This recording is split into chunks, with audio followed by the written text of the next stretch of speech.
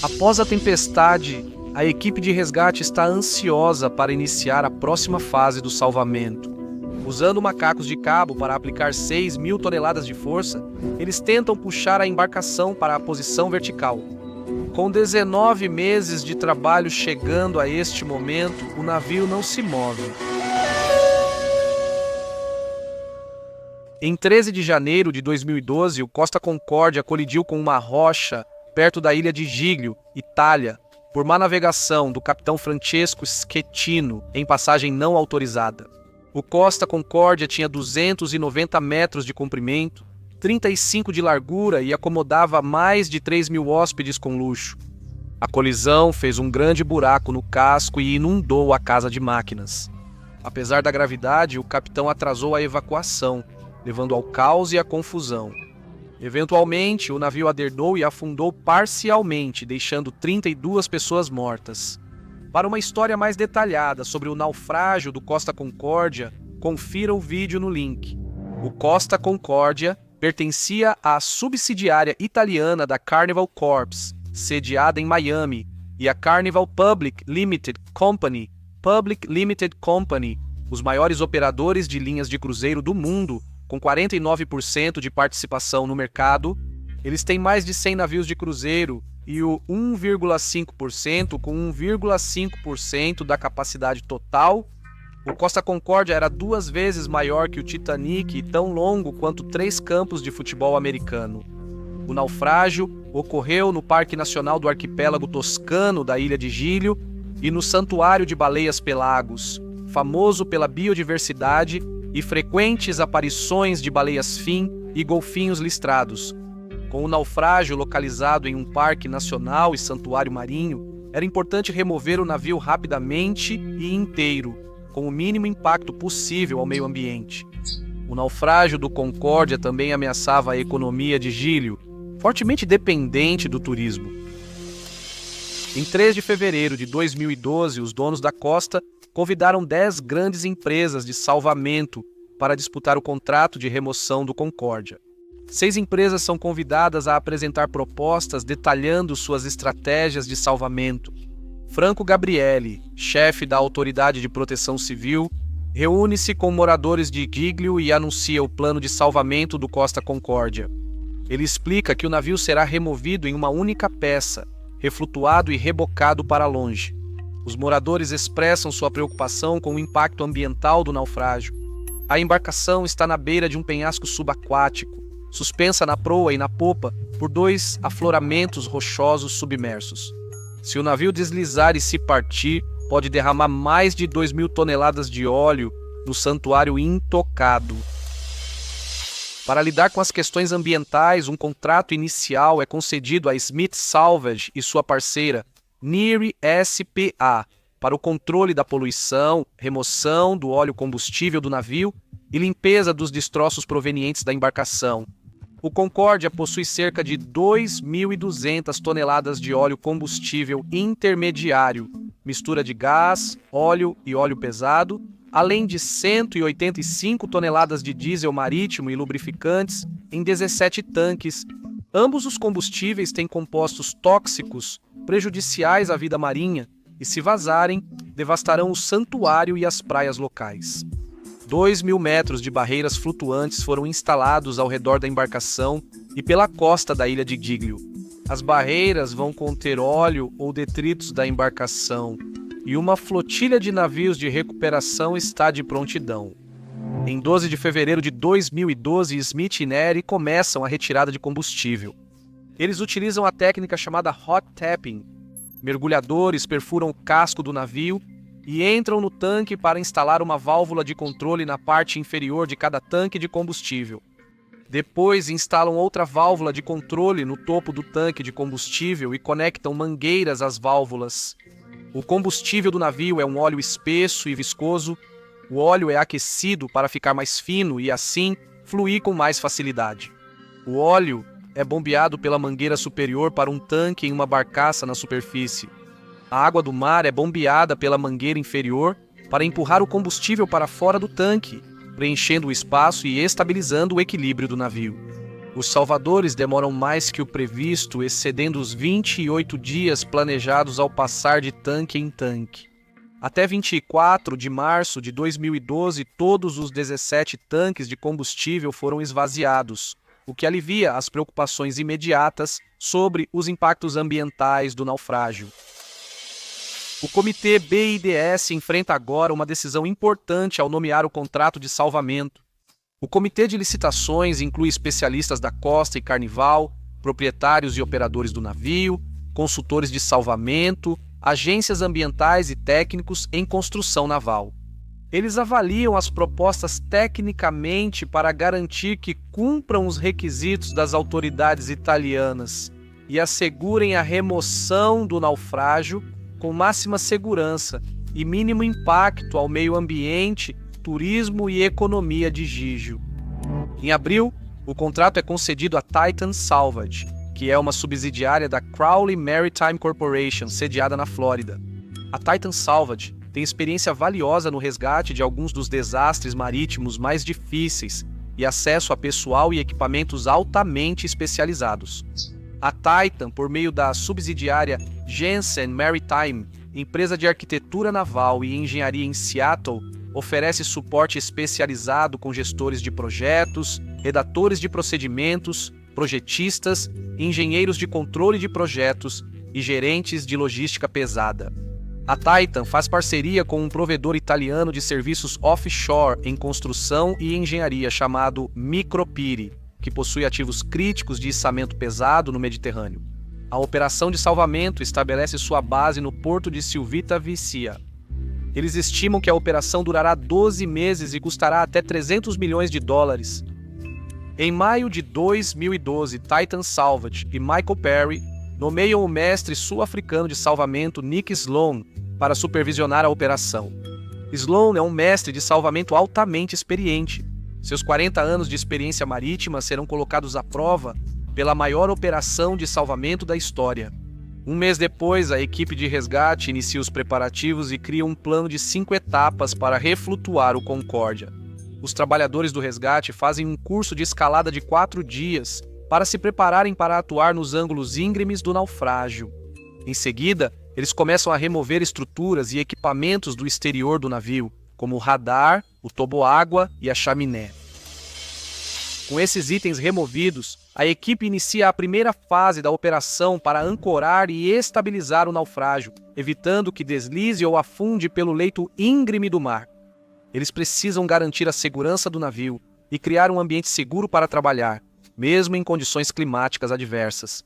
Para estabilizar o navio, Nick e sua equipe montam um sistema de ancoragem feito de 4 blocos de âncora submersos. Cada bloco de 35 toneladas é fixado no fundo do mar entre o centro do naufrágio e a linha da costa. Eles estendem 16 cabos de aço pesados ou linhas de retenção dos 4 blocos de ancoragem até o Concórdia. Depois instalam mais 7 blocos de ancoragem ao longo do navio, somando 11 no total. 11 torres ficam sobre os blocos de ancoragem. Cada torre possui 2 macacos hidráulicos de cabo presos, totalizando 22 correntes. Cada elo da corrente mede 68 centímetros e pesa 408 quilos. As correntes são fixadas sob o casco para impedir que o navio deslize pela encosta. Neste ponto, o navio está repousando em um ângulo de 70 graus 20 metros abaixo da linha d'água. Com o navio seguro, a equipe passa para a segunda fase. O navio já está suspenso na proa e na popa entre os 2 esporões de rocha. Agora é necessária uma plataforma para o navio repousar. Para criar uma base estável no terreno irregular, a equipe de mergulho do Titã coloca 15 mil metros cúbicos de sacos de argamassa preenchidos com cimento entre os 2 esporões de rocha para construir uma plataforma. Cada saco tem o tamanho de uma piscina residencial. Alças em cada saco vão facilitar a elevação e remoção deles ao final do projeto. 120 mergulhadores de 11 países cooperam com operadores de guindaste para posicionar sacos no fundo do mar. O projeto registra cerca de 100 mergulhos por dia a uma profundidade de 45 metros, cada um com duração de 45 minutos. E então, os mergulhadores vão para a câmara hiperbárica para a descompressão. Para cada mergulhador, há 5 equipes dando suporte acima da linha d'água. A equipe de superfície orienta e monitora constantemente a profundidade e o ar dos mergulhadores. Ao final do projeto, a equipe de mergulho completa mais de 22 mil mergulhos. O inverno chega enquanto os mergulhadores posicionam os sacos de argamassa. Duas das piores tempestades em 45 anos atingem a ilha em poucas semanas no fim de outubro. Elas são chamadas de tempestades de Halloween e fazem o navio afundar quase 2 metros, o que causa um atraso na operação. Felizmente, o navio não se deforma, não dobra nem colapsa, e assim a operação de resgate pode continuar como planejado. A equipe agora instala 6 plataformas de aço encostadas nos sacos de argamassa, sendo que a maior pesa 1.000 toneladas. As plataformas são construídas em 3 diferentes estaleiros ao redor da Itália, usando uma quantidade de aço 3 vezes o peso da Torre Eiffel. Estacas para ancorar as grandes plataformas no fundo do mar são instaladas junto aos sacos de argamassa. Cada estaca precisa de um buraco com 2 metros de diâmetro e mais de 12 metros de profundidade. Os buracos devem ser feitos na lateral de uma montanha de granito submersa. A equipe de resgate descreve isso como perfurar um pedaço de vidro em um ângulo de 45 graus, com uma furadeira manual, só que em uma escala muito maior, é claro. Os buracos devem ser feitos no local exato para que as plataformas encaixem com apenas 1% de tolerância. Os buracos devem ser concluídos de 2 a 3 semanas antes da instalação das plataformas para permitir ajustes finais. Para perfurar o granito, a equipe cria moldes personalizados no formato das plataformas. Depois, acoplam macacos hidráulicos para perfurar o granito com 2 moldes. Um pesa mais de 75 toneladas e o maior pesa mais de 270 toneladas. Para proteger o meio ambiente na perfuração, a cabeça da broca fica em um sistema de circuito fechado com tubo de 2,5 metros do leito marinho à superfície, para extrair resíduos e sedimentos de lama. Biólogos marinhos da Università La Sapienza de Roma também realocam temporariamente mais de 280 mexilhões gigantes espalhados entre os campos de grama de Netuno para proteção. O próximo desafio é transportar os flutuadores do estaleiro até o local de trabalho. Flutuadores são caixas de metal acopladas à lateral da embarcação. Flutuadores usam mangueiras e bombas de ar controladas por computador para gerar flutuabilidade ou adicionar água de lastro. O maior flutuador pesa 800 toneladas e o mais alto tem a altura de um prédio de 11 andares. São construídos em 5 estaleiros na Itália e transferidos para armazenamento antes de serem enviados ao projeto conforme necessário. Os flutuadores ocupam posições específicas no navio naufragado e não são intercambiáveis, sendo levados ao local em ordem e orientação definidas. A equipe subaquática concluiu a última perfuração e as plataformas chegaram. Há uma margem de erro de menos de 15 centímetros em todo o comprimento da plataforma. Além disso, as pernas não vão encaixar. As pernas ocas da plataforma deslizam facilmente sobre as estacas e os trabalhadores respiram aliviados quando a plataforma se encaixa perfeitamente no lugar.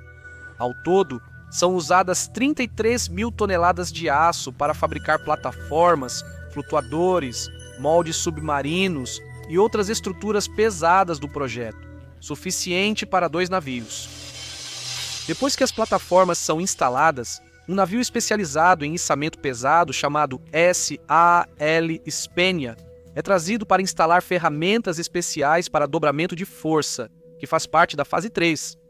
O dobramento de força consiste em puxar o navio para a vertical com cabos e flutuadores prontos para instalação. 11 dos 15 flutuadores são instalados no lado de bombordo do naufrágio, que é o lado superior acima da linha d'água. A proa está pendurada sobre o recife à frente, então eles decidem usar as chamadas Blister Sisters, que são tanques ou flutuadores especiais que funcionam como um colar cervical para sustentar a proa durante a manobra de dobramento de força. As Blister Sisters diminuem o risco de torcer a proa ou agravar danos ao navio. Apesar das Blister Sisters não estarem no plano inicial, o capitão Sloane quer dar mais suporte à proa suspensa. Os tanques Blister Sister são presos ao casco por 3 tubos de ancoragem nos túneis do propulsor de proa. Em 13 de janeiro de 2013, um ano após o acidente, A operação parou pela primeira vez por um dia. As famílias dos envolvidos no trágico desastre do Concórdia se reúnem para lembrar as 32 vidas perdidas. As autoridades italianas ficam preocupadas com os resíduos e sedimentos de lama do processo de perfuração, além dos destroços da operação de salvamento e do naufrágio. A equipe de salvamento recebe ordens para remover 4.000 toneladas de sedimentos e destroços do fundo do mar. Isso atrasa o projeto por mais um mês. Depois de limpar a área, a equipe precisa esperar outra tempestade passar. De janeiro a setembro, a equipe de salvamento instalou 11 flutuadores no lado de bombordo do navio. Em 16 de setembro de 2013, a equipe inicia com força a manobra de endireitamento. Conectam 36 macacos hidráulicos de cabo de aço ao topo do navio. Macacos de cabo de aço são guinchos hidráulicos para levantar cargas pesadas. Os macacos de cabo de aço oferecem capacidade total de 13.000 toneladas de força. A segunda força que eles vão usar é a gravidade. Os sponsons podem ser preenchidos com água para fornecer peso do lado de fora do navio. Enquanto a água exerce força para baixo, os macacos de cabo puxam o topo do navio em ângulo. No começo, os sponsons estão vazios. Mesmo com força de 6.000 toneladas para erguer a embarcação, o navio não se move. As correntes da primeira fase impedem o navio de deslizar pela montanha de granito. Elas seguram a parte de baixo do navio, enquanto os macacos hidráulicos puxam a parte de cima do navio na direção oposta. Se o ângulo das forças estiver errado e muita pressão for aplicada, as correntes embaixo do navio podem se romper e o navio pode deslizar. O capitão Sloan aumenta a força hidráulica para 6.800 toneladas. O navio se levanta lentamente das rochas e as correntes seguram. A embarcação gira 3 graus.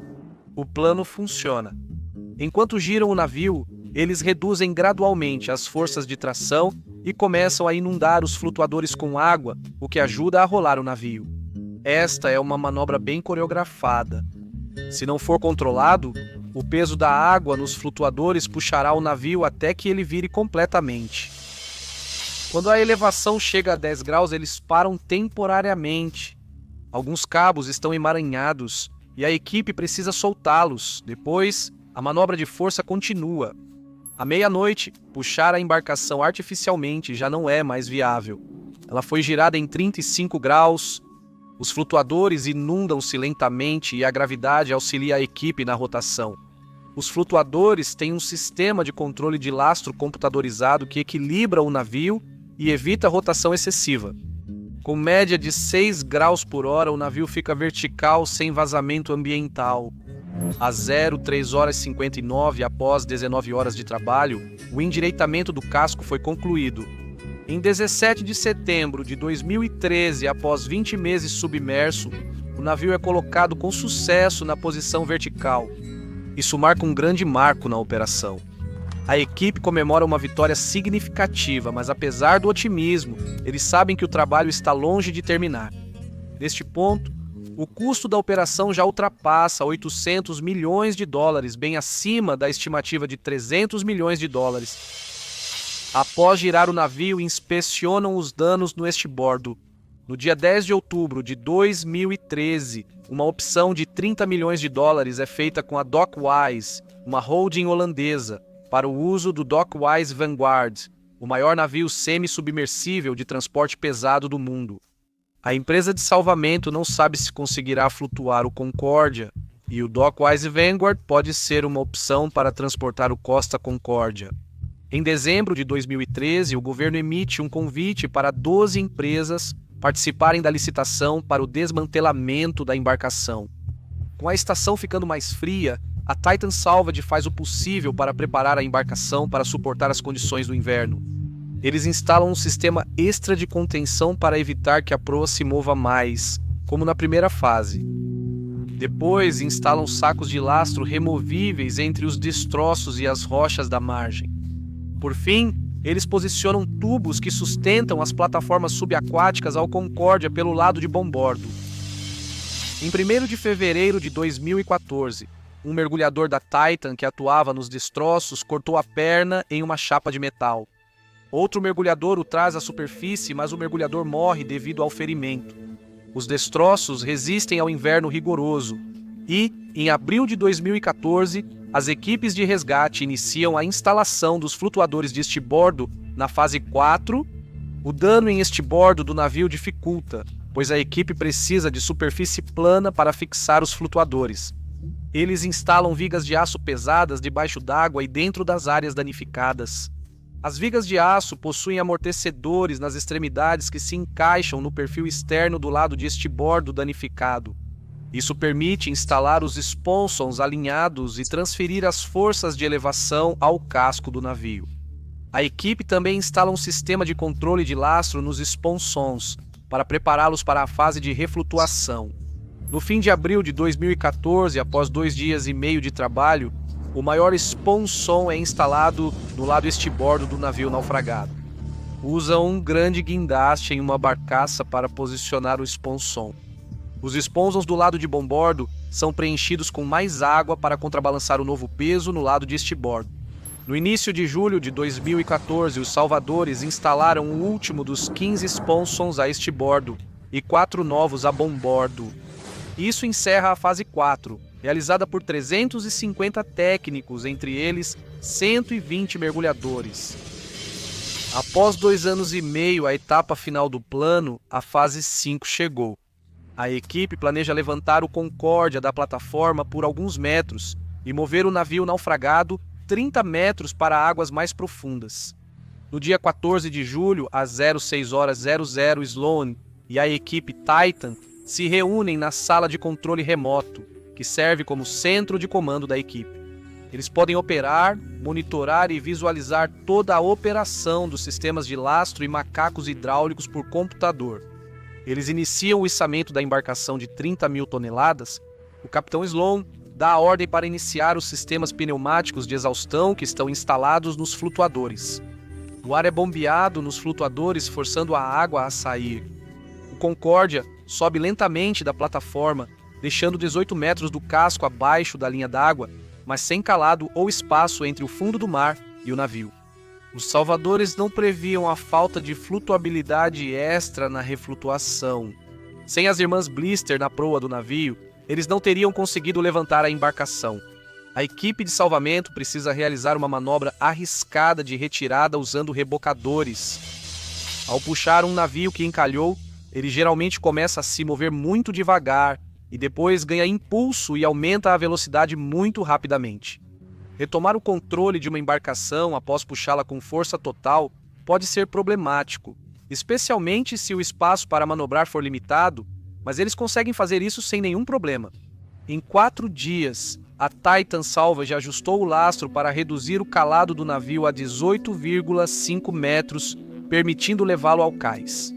Em 22 de julho, após mais de 2 anos do início da operação, o Costa Concórdia está pronto para sua última viagem. Na manhã seguinte, a Titan Salvage o reboca e o Concórdia deixa as águas de Guilho pela última vez. Biólogos marinhos restauram cuidadosamente a vida marinha que foi realocada e continuam monitorando a saúde do ambiente. Aos poucos, a vida volta ao normal para esse ecossistema e para os habitantes de Giglio. Em 27 de julho, o Concórdia conclui uma viagem de 4 dias até o porto de Gênova.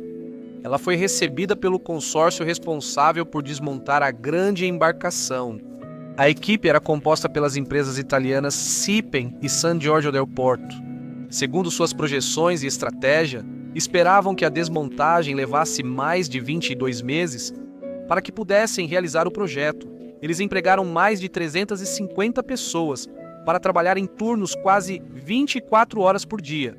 No dia 9 de outubro, o consórcio obteve as licenças e autorizações necessárias para o início dos procedimentos. O porto tinha 2 canteiros de obras separados. O navio estava atracado quando o desmonte começou. A bunchina de Voltri era utilizada para operações logísticas e gestão de resíduos. Durante o processo, a equipe concentrou-se em maximizar a recuperação de materiais valiosos do navio. Aço, alumínio e outros metais foram reciclados e reutilizados. A desmontagem do navio começou com a remoção de móveis e equipamentos dos convéses acima da linha d'água, iniciando pelos mais altos. Um dos principais objetivos dessa fase era reduzir o calado dos destroços.